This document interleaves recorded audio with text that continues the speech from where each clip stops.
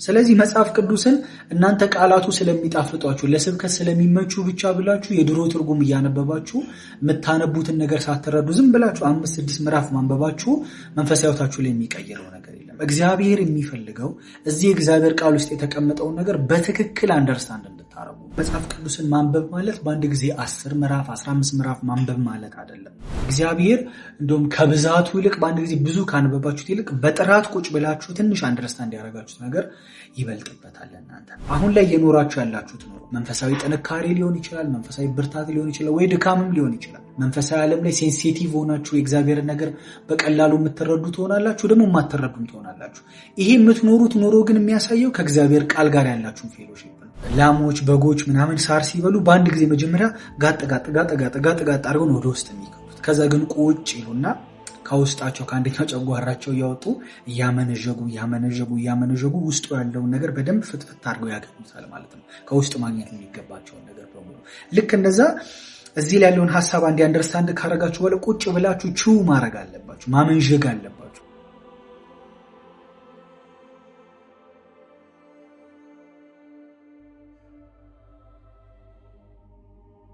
መጽሐፍ ቅዱስን እንዴት ነው ማንበብ ያለብን? ማንበብ ስንጀምርስ ከየትኛው መጽሐፍ ነው መጀመር ያለብን የሚል ጥያቄ በጣም ብዙ ሰው ይጠይቀኛል።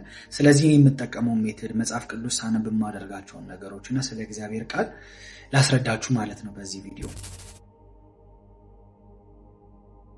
ስለ እግዚአብሔር ቃል ስታስቡ ጌታ ኢየሱስ ማቴዎስ ወንጌል ምዕራፍ 4 ላይ ሰይጣን ይህንን ድንጋይ ዳቦ አድርገህ ብላ ብሎ ጠየቀው እና ጌታ ምን አለ? ሰው ከእግዚአብሔር አፍ በሚወጣ ቃል ሁሉ እንጂ በእንጀራ ብቻ አይኖርም ማለት። ሰይጣን ስለ ስጋዊ ምግብ ሲያወራ ጌታ ፊዚካሊ መራቡን አይቶ ስለ ስጋዊ ምግብ ሲያወራ ጌታ እዛ ጋር ምን ተናገረ? ሰው ከእግዚአብሔር አፍ በሚወጣው ቃል ሁሉ እንጂ በእንጀራ ብቻ አይኖርም ማለት። ስለዚህ ሰው በእግዚአብሔር ቃል የሚኖር ማንነት አለው ማለት ነው። በደንብ አድርጋችሁ ስሙ። ሰው ፊዚካሊ ምግብ በልቶ ያ የበላው ምግብ የሰውነት አካሉ እንደሚሆንለት በመንፈሳዊ ዓለም ደግሞ የእግዚአብሔርን ቃል ሰው ተመግቦ እግዚአብሔርን ወደ ማወቅ እግዚአብሔርን ወደ መምሰል ያድጋል ማለት ነው።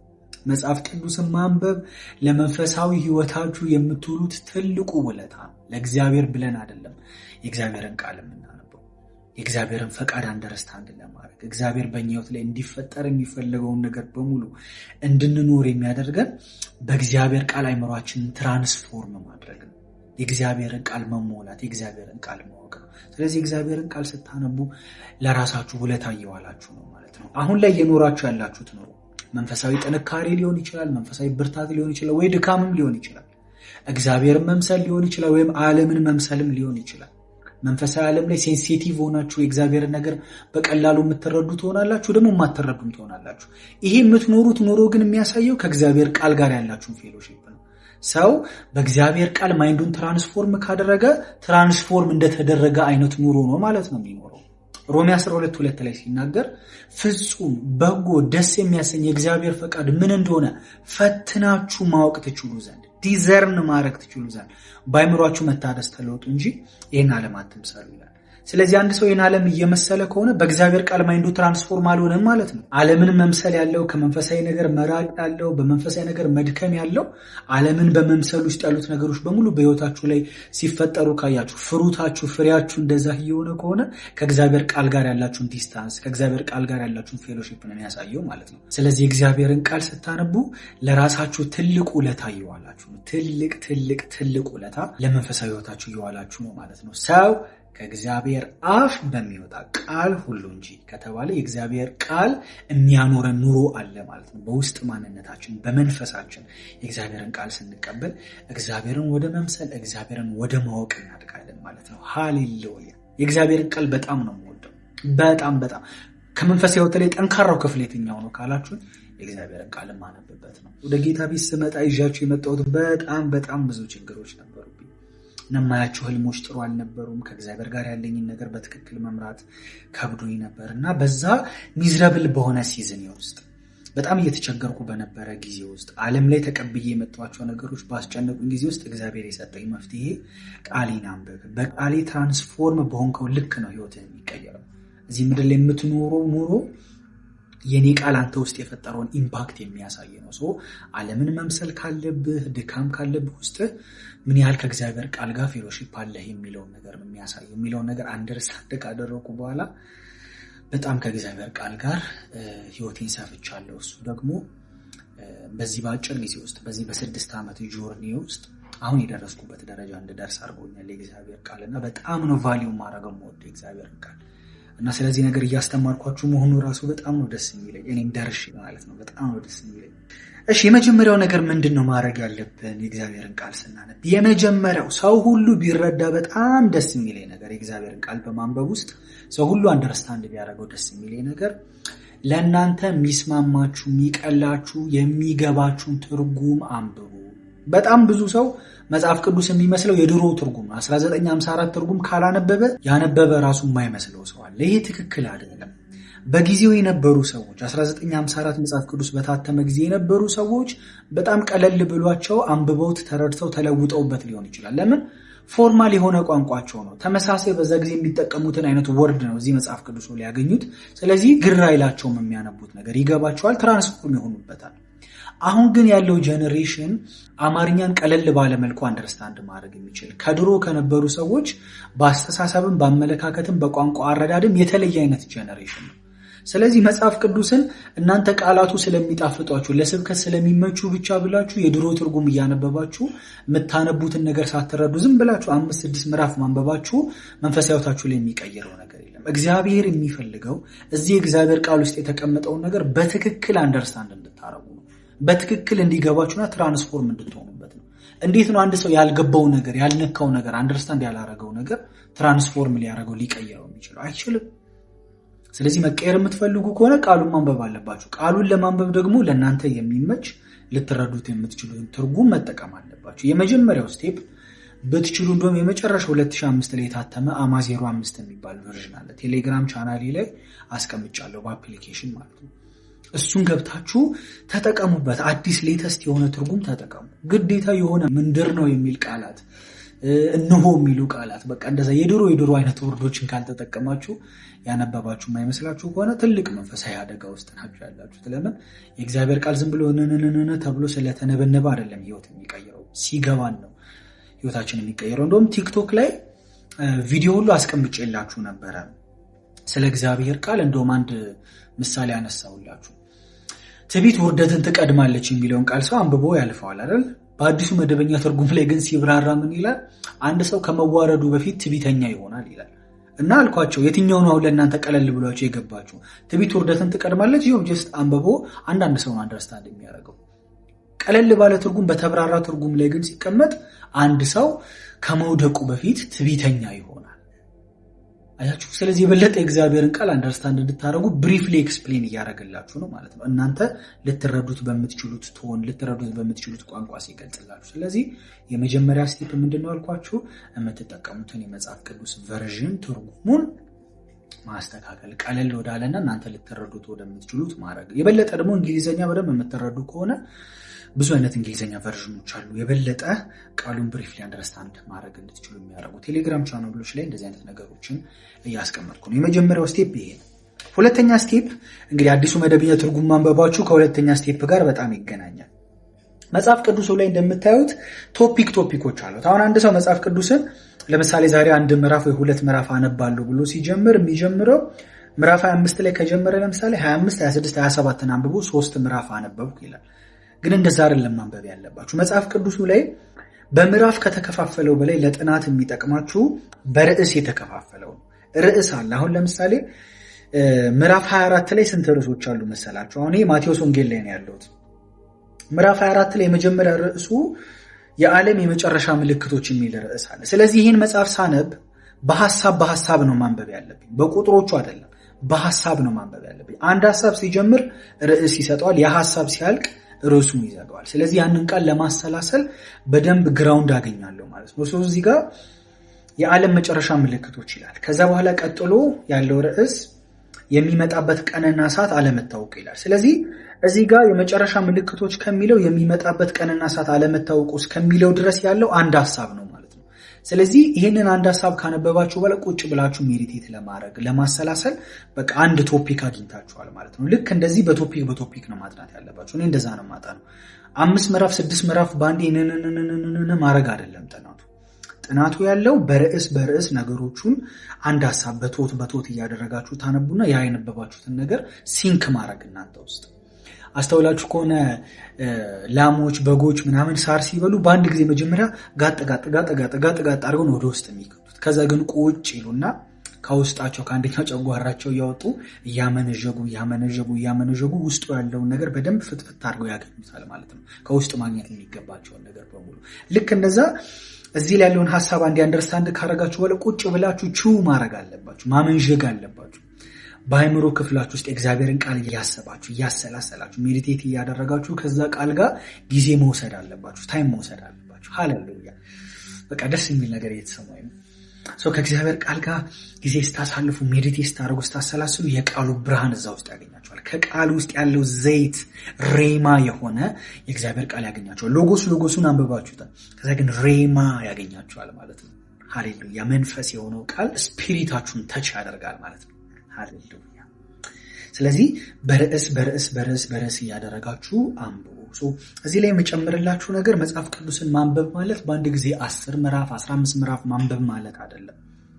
እግዚአብሔር እንደውም ከብዛቱ ይልቅ በአንድ ጊዜ ብዙ ካነበባችሁት ይልቅ በጥራት ቁጭ ብላችሁ ትንሽ አንደርስታንድ ያደረጋችሁት ነገር ይበልጥበታል እናንተ። የእግዚአብሔር ቃል ላይ እንደውም የመጀመሪያ ጊዜያችሁ ከሆነ አንድ ሐሳብ በቂ ነው። እንዳልኳችሁ በምዕራፍ ሳይሆን በርዕስ አንብቡ ብያችኋለሁ። አንዱን ርዕስ ይዛችሁ ቁጭ ብላችሁ እሱን ነገር ሜዲቴት አድርጉ። ቀን ላይ ስትውሉ እያሰላሰላችሁ እያሰባችሁ ዋሉ ያንን ነገር። እኔ በፊት ምን አደረግ ነበረ?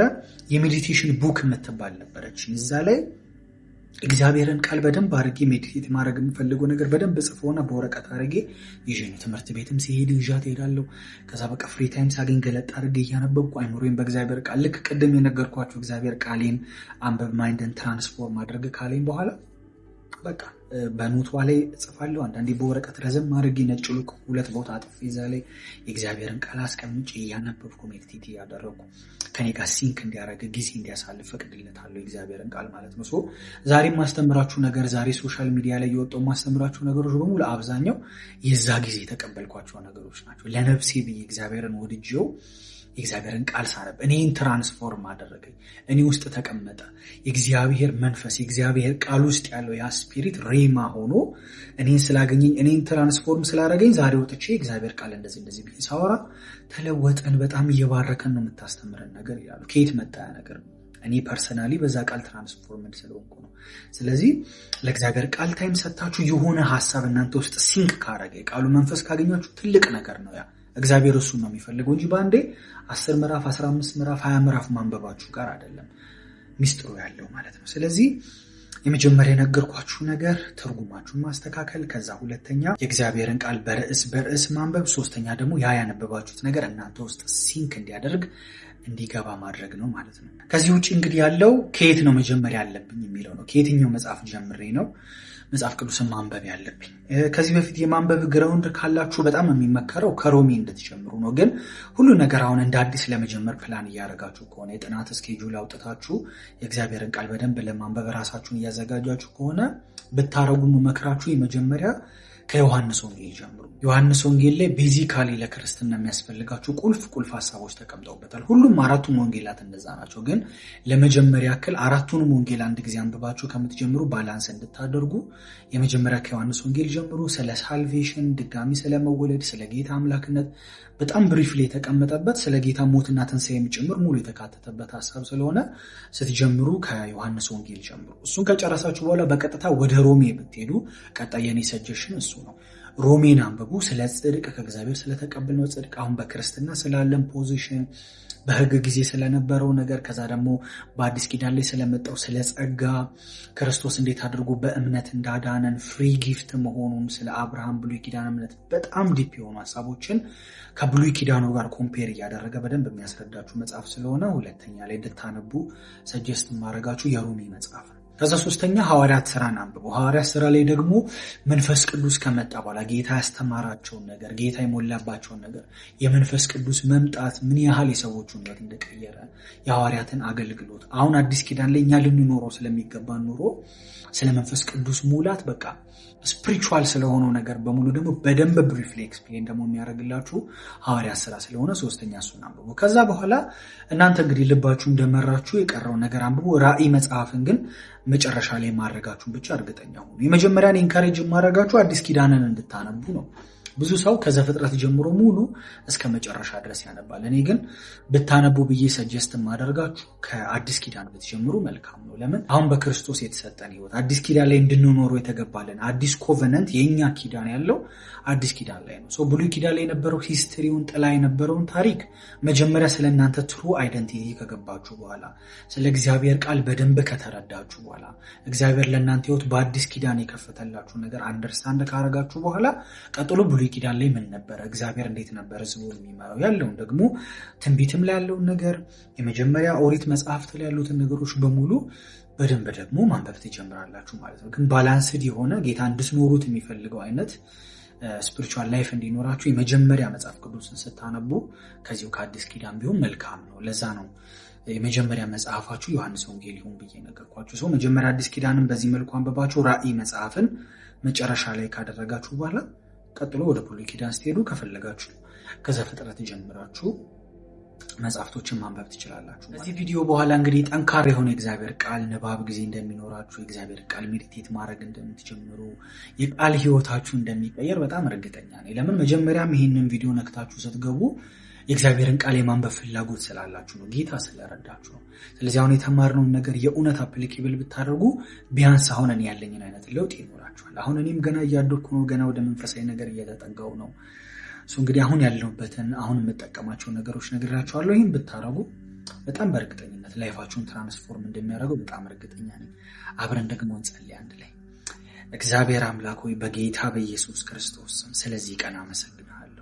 ወንድሜ እህቴ የእግዚአብሔርን ቃል ለማንበብ ልባቸው ፈቃደኛ ስለሆነ ቃልህን እንዴት ማንበብ እንዳለባቸው ከቃል ጋር እንዴት ጊዜ መውሰድ እንዳለባቸው ለማወቅ ልባቸውን ስለከፈቱ ጌታ ሆይ ስለረዳቸው በጌታ በኢየሱስ ክርስቶስ ስም አመሰግናለሁ። እግዚአብሔር አምላክ ሆይ በሚያነቡበት ጊዜ መንፈስህ እንዲያግዛቸው የቃልህ ብርሃን እንዲያገኛቸው ከሎጎስ ባለፈ ጌታ ሆይ ሬማ የሆነ ቃል እንዲያገኛቸው መንፈሳቸው በቃልህ ቼንጅ እንዲደረግ በቃልህ እንዲነካ ጌታ ሆይ አይምሯቸው ዕለት ተዕለት ትራንስፎርም እንዲሆን እንዲቀየር በጌታ በኢየሱስ ስም እጸልያለሁ። የትኛውም የተዘራባቸውን ቃል የትኛውም ከቃል የወሰዱትን መንፈስ ሊለቅምባቸው የሚወጣ የትኛውም የጨለማ አሰራር በጌታ በኢየሱስ ክርስቶስ ስም ከላያቸው ላይ ተሰበረ ይሁን። የቃልህ መረዳት ያገኛቸው፣ የቃልህ ብርሃን ያገኛቸው፣ የቃልህ መንፈስ ያገኛቸው።